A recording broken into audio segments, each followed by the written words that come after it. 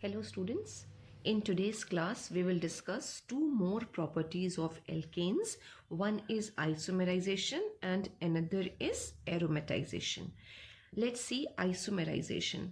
As the name says, isomerization means the process of conversion of one isomer into another.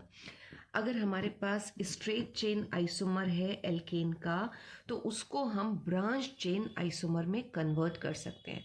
Some reaction conditions are required, जिसमें से पहला है हमारा use of reagent. तो किस reagent की प्रेजेंस में आइसोमराइजेशन की रिएक्शन होती है? वो है एनहाइड्रस एल्युमिनियम क्लोराइड और AlCl3. इसकी जगह पे हम एनहाइड्रस एल्युमिनियम ब्रोमाइड भी ले सकते हैं, राइट, और कॉन्सेंट्रेटेड HCl.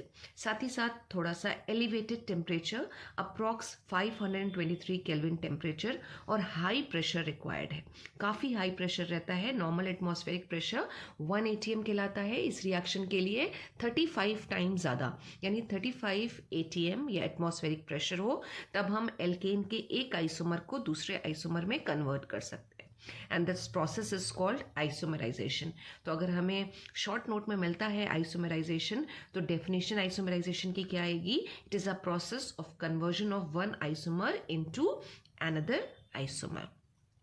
तो सपोज हमारे पास, अगर हम एक इसके लिए एग्जाम्पल लिखें तो हमारे पास अगर N ब्यूटेन है, N ब्यूटेन का मतलब कार्बन की स्ट्रेट चेन आएगी. तो N ब्यूटेन मतलब 4 कार्बन की स्ट्रेट चेन हो गई दिस, और जिसको हम बॉन्ड लाइन स्ट्रक्चर में लिखें तो हम कैसे लिख सकते हैं? दिस. ये हर जो पॉइंट है ये कार्बन को रिप्रेजेंट कर रहा है. तो ये इसका बॉन्ड लाइन स्ट्रक्चर आ गया N ब्यूटेन का. इसको अगर हम AlCl3 एनहाइड्रस होना चाहिए प्लस कॉन्सेंट्रेटेड HCl ले रहे हैं, यहाँ पे भी वाटर नहीं होगा, कॉन्सेंट्रेटेड एसिड है, 523 केल्विन टेम्परेचर ले लिया प्लस 35 एटमॉस्फेरिक प्रेशर. तो हम इसको आइसोब्यूटेन में कन्वर्ट कर सकते हैं. आइसो का मतलब जो कार्बन का कार्बन चेन का पेरेंट चेन का सेकेंड लास्ट कार्बन होगा उसके साथ एक ब्रांच आ जाएगी, ये इस तरह से, राइट. तो ये आ गया हमारा आइसोब्यूटेन. आइसोब्यूटेन. और इसका बॉन्ड लाइन स्ट्रक्चर अगर हम बनाएंगे तो इसमें 3 कार्बन आ रहे हैं स्ट्रेट चेन में. ये 1, 2 और 3, और उससे एक ब्रांच निकल कर आएगी. ये स्ट्रक्चर आ गया, I mean bond line structure आ गया आइसोब्यूटेन के लिए. तो we can convert one isomer into another. Same way we can convert 2 methyl pentane. कैसे स्ट्रक्चर बनेगा? पहले हम 5 कार्बन की चेन बनाए, ये 5 कार्बन की चेन आ गई और यहाँ पे हमारा आ गया एक और मिथाइल ग्रुप. तो this is 2 methyl pentane.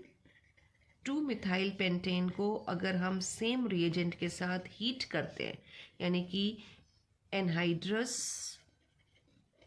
AlCl3 plus concentrated HCl, और टेम्परेचर और प्रेशर उतना ही रहेगा, तो we can convert 2 methyl pentane into 2,3 dimethyl butane. अब 2,3 डाईमिथाइल ब्यूटेन बनाना है तो पहले हम 4 कार्बन की चेन बना लें. ये सेकेंड कार्बन, यहाँ पे एक मिथाइल ग्रुप आ गया, और ये थर्ड कार्बन अगर हम नंबरिंग इस साइड से कर रहे हैं, और यहाँ पे आ गया एक मिथाइल ग्रुप. तो ये स्ट्रक्चर है 2,3 एंड देन डैश लगा के हम लिखते हैं डाई मिथाइल एंड ब्यूटेन. तो एक आइसोमर को दूसरे आइसोमर में कन्वर्ट करने का प्रोसेस कहलाता है आइसोमराइजेशन. सेम में हम आते हैं हमारी सेकेंड रिएक्शन पे, जो है एरोमेटाइजेशन. एरोमेटाइजेशन में भी नाम से ही साफ पता चल रहा है TiON लगा हुआ है, तो ये एक प्रोसेस होगा. और क्या होगा इस प्रोसेस में? एक एलिफैटिक कंपाउंड को हम एरोमेटिक कंपाउंड में कन्वर्ट करेंगे. तो एक प्रोसेस या जो कन्वर्जन हो रहा है एलिफैटिक कंपाउंड का इनटू एरोमेटिक कंपाउंड, उसी को ही हम बोलते हैं एरोमेटाइजेशन. एरोमेटाइजेशन के प्रोसेस के लिए भी कुछ कंडीशंस हैं, जिसमें सबसे ज़रूरी क्या है, नंबर ऑफ कार्बन एटम्स। हमें पता है कि जो एरोमेटिक हाइड्रोकार्बन्स होते हैं उनका पेरेंट हाइड्रोकार्बन है बेंजीन, यानी मिनिमम 6 कार्बन तो होने चाहिए। तो एरोमेटाइजेशन के लिए जो हम एल्केन्स लेंगे उसमें कम से कम 6 से लेके 10 तक कार्बन एटम्स होना चाहिए, और फिर हम उनको किस में कन्वर्ट कर सकते हैं, या तो बेंजीन में या फिर बेंजीन के होमोलॉगस में, यानी बेंजीन के डेरिवेटिव्स में।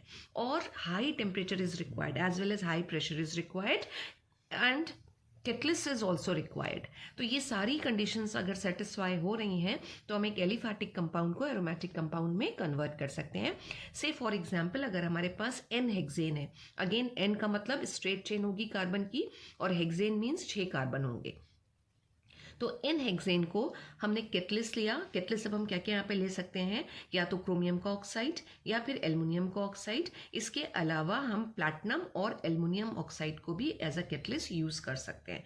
तो अगर ये आपको यहाँ पे रिएक्शन के रिएजेंट्स लिखे हुए दिखें तो इसका मतलब क्या हो रहा होगा, एरोमेटाइजेशन का प्रोसेस हो रहा होगा।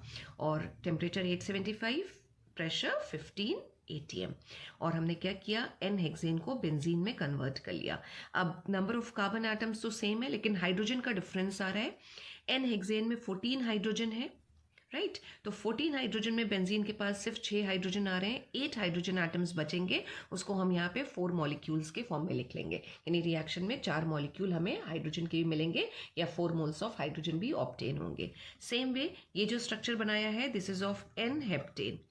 एन हेप्टेन का है, उसको कुछ इस तरह से अरेंज कर लिया ताकि एक साइकिल की स्ट्रक्चर दिखे। अदरवाइज एन जो है उसका मतलब ही होता है स्ट्रेट चेन।